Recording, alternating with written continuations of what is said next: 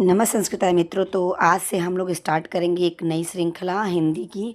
और हम यहाँ पे हिंदी जीके जीएस और जहाँ तक हो सकेगा मैं यहाँ ये पूरे करने की कोशिश करूँगी। तो चलिए आज से स्टार्ट करते हैं वर्णमाला, क्योंकि DSSB में 20 क्वेश्चन जो है हिंदी से पूछे जाते हैं, तो उसको हम लोग यहाँ पे पूरा करेंगे।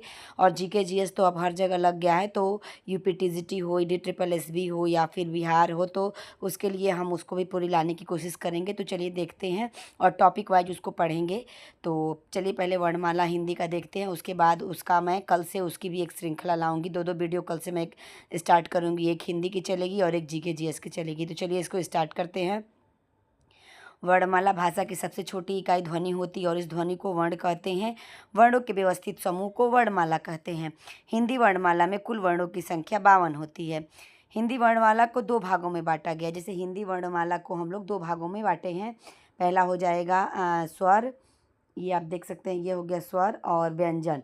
और जो वर्ण स्वतंत्र रूप से बोले जाते हैं वे स्वर कहलाते हैं। मतलब जहाँ पे किसी भी सहायता की जरूरत नहीं पड़ती, किसी भी वर्ण की सहायता की जरूरत नहीं पड़ती है, तो उसे हम स्वर कहते हैं। स्वर के प्रकार, स्वर 3 प्रकार के माने गए हैं। जैसे मूल स्वर, जिसको हम ह्रस्व और लघु दोनों कहते हैं, जिसमें एक मात्रा लगता है, जैसे अ ई उ री। और दीर्घ स्वर जो दो मात्रिक होता है, तो जैसे आ ई उ ए ऐ ओ औ, ये द्विमात्रिक होता है दीर्घ स्वर। और प्लुत स्वर, जिसमें हम ज़्यादा समय तक जैसे बोलते हैं, जैसे हम अगर ओम का उच्चारण करते हैं तो ओ मतलब ज़्यादा समय लगता है, तो त्रिमात्रिक होता है, तो इसे 3 मात्रा का समय लगता है। चलिए आगे देखते हैं। जैसे जिन स्वरों के उच्चारण में बहुत कम समय लगता है वे मूल स्वर या ह्रस्व स्वर या लघु स्वर कहलाते हैं। जैसे अ ई उ, आप देख सकते हैं यहाँ पे उसकी पूरी व्याख्या की गई है जो मैंने बताया अभी। ये है, यहाँ से मूल स्वर कहे जाते हैं। और दीर्घ स्वर अ ई उ।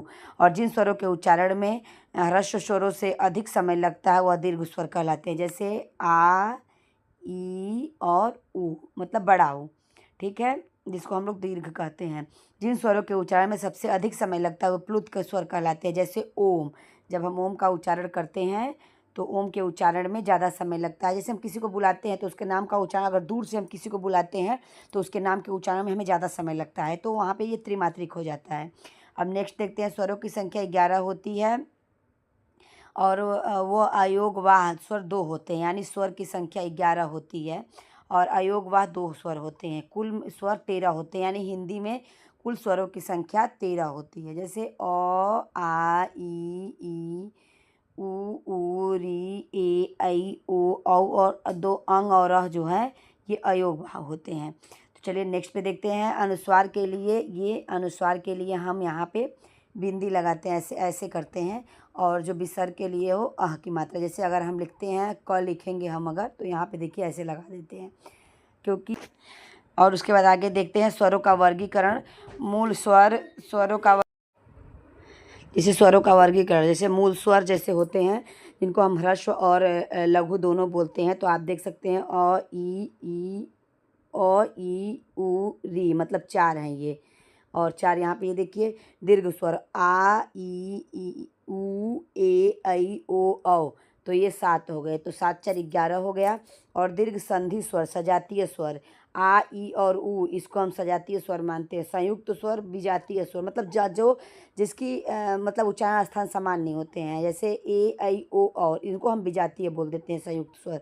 ठीक है, मतलब दो, जैसे ए बनता है तो अ और ई से मिल के बनता है ए, और जो ओ बनता है वो अ और उ से मिल के बनता है, तो इसलिए इसको मतलब दो विजातीय अलग अलग स्वर मिल के इसको ये बने हैं, इसलिए इसको हम विजातीय स्वर कहते हैं। अब देखिए संयुक्त स्वर या स्वरों का निर्माण। देखिए यहाँ पे ये आ गया, ये है विजातीय स्वर। एक सेकंड हम आपको दिखाते हैं। ये विजातीय स्वर, अ ई मिल के ए बना, अ और ए मिल के ऐ बना, अ और उ मिलकर ओ बना, अ और उ मिलकर औ बना, तो ये विजातीय स्वर हो गए। अब आगे देखते हैं स्वरों का उच्चारण स्थान हम देखते हैं। तो ये हो गया कंठ स्वर अ आ। जैसे आप संस्कृत में अगर पढ़ेंगे तो वहाँ बोला जाता है अकुह विसर्जनीय नाम कंठ, तो अ और आ उसमें आ जाते हैं। और तालव्य स, ई और ई, इचू यसा नाम तालु, जैसे इचू यसा नाम तालु, तो बड़ी ई की मात्रा जो आ जाती है उसमें ये ई तालव्य होते हैं। ओष्ठ, उपो उपध मानीय नाम ओष्ठ हो, तो ऐसे हो गया उ और उ, इनका उच्चारण स्थान ओष्ठ से होता है, तो इसलिए इन्हें ओष्ठ स्वर कहा जाता है। मूर्धन्य स, री का ऋतु रसाणाम मूर्धा, जो शब्द हम मूर्धा से बोलते हैं उन्हें हम मूर्धन्य स्वर कहते हैं। अब आते हैं कंठ तालव्य, ए और ऐ, इसको हम आपको बताते हैं। जैसे ए और ऐ हो गया, जैसे तो अ का उच्चारण स्थान है कंठ, आपने ऊपर पढ़ा। और जैसे ई का उच्चारण स्थान क्या है, आपने ऊपर पढ़ा ना, तालव्य, तो कंठ तालु, ये इसलिए कंठ और तालव्य, ई का उच्चारण स्थान तालव्य होता है। थोड़ा सा इसको हम अभी पतला कर लेते हैं। तालव्य होता है। तो जैसे एक सेकंड, जैसे अ का उच्चारण स्थान कंठ प्लस ई, इसका तालव्य, तो तालव्य ऐसे समझ आइएगा, तो कंठ तालु हो गया। तो देखिए कंठ तालव्य स्वर लिखा हुआ है ए और ऐ का। उसी प्रकार से अगर हम ओ और औ का देखते हैं तो कंठ ओष्ठ होता है, क्योंकि इसलिए होता है कि अगर हम अ का उच्चारण करेंगे तो ये कंठ से हो जाएगा, जो कि मैंने पहले ऊपर बताया हुआ है।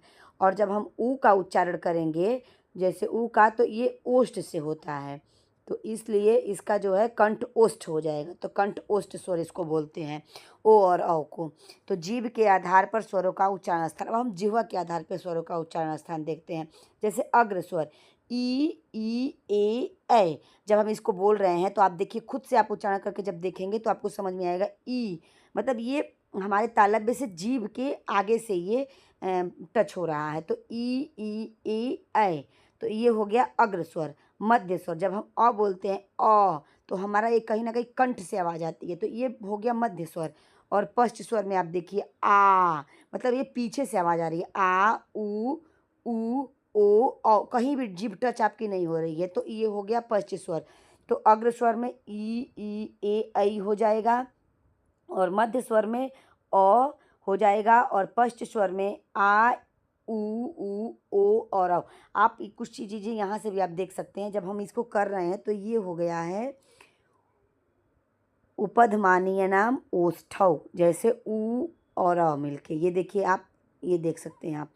तो अब आगे देखते हैं, तो ये टोटल मिला के अग्र मध्य और पश्च स्वर 4 5 10 हो गए, ये टोटल 10 हो गए ये।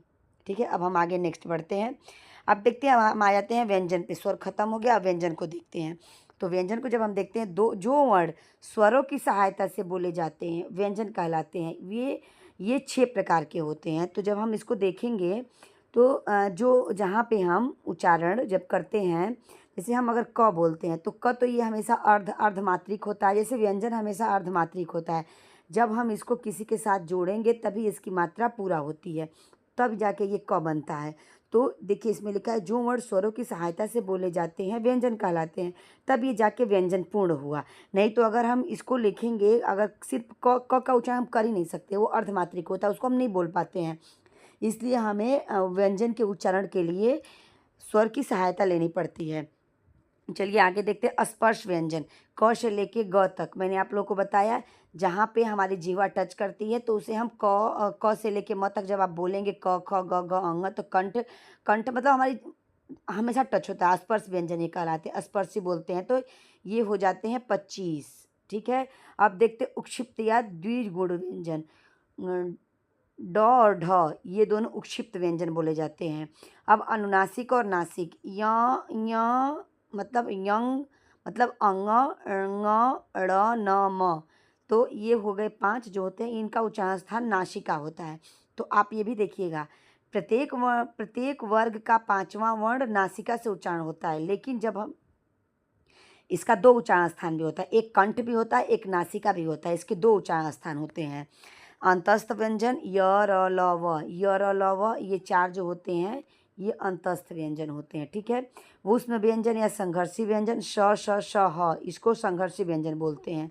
अब आगे देखते हैं संयुक्त व्यंजन, क्ष त्र ज्ञ, और एक और है श्र, तो ये होते हैं जो, इनको हम बोलते हैं संयुक्त व्यंजन, यानी 2 व्यंजनों से मिलके ये बनता है। जैसे छ हम बनाएंगे तो क और श और ये अ, तब जाके श बनता है। त जब हम बनाते हैं त र और अ, तब तो चलिए इसके आगे देखते हैं वर्ग तालिका। और वर्ग तालिका में हम आ जाएंगे वर्ग में स्पर्शी व्यंजन क से लेके म तक जो 25 होते हैं, और अनुनासिक व्यंजन, उच्चारण स्थान। तो चलिए आगे हम इसको देखते हैं। क वर्ग यानी क ख ग घ और अंग एक अनुनासिक वर्ण होता है जिसका उच्चारण स्थान आप कंठ भी मान सकते हैं, यानी कंठ से, क से कंठ व्यंजन। ठीक है। उसके बाद च वर्ग च छ ज झ ञ, च से लेके चाल मानी तालव्य व्यंजन।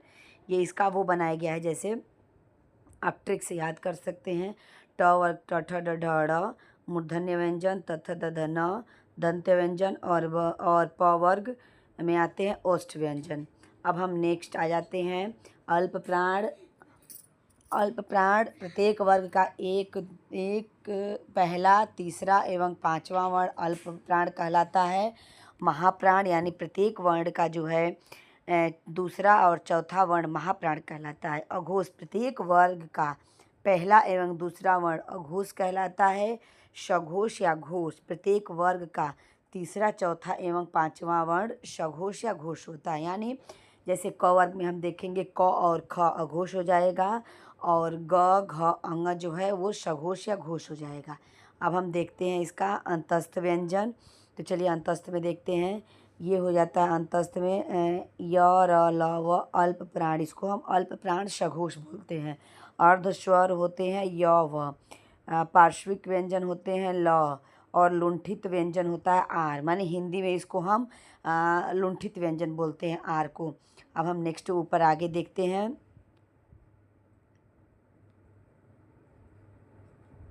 आगे इसका देखते हैं ऊष्म संघर्षी व्यंजन स श ह, जिनमें से स श और स महाप्राण अघोष तथा ह महाप्राण सघोष होता है। यानी ये जो हैं श और श जो हैं ये हो जाते हैं महाप्राण अघोष, तथा ह महाप्राण सघोष होता है। संयुक्त व्यंजन छ त्र ज्ञ होते हैं और स होता है। अब यहाँ संयुक्त व्यंजनों का निर्माण देखिए कैसे हुआ है, जो मैं आप लोगों को मैंने ऊपर बताया उसका देखिए। क और श मिलकर छ बनते हैं, त और र मिलकर त्र बनते हैं, ज और य मिलकर ज्ञ बनते हैं, श और र मिलकर श बनते हैं। इसलिए कभी कभी ना ज्ञ को हम लोग ज्य भी बोलते हैं, ज्य। तो इस तरह से होता है। अब हम देखते हैं नेक्स्ट आगे बढ़ते हैं।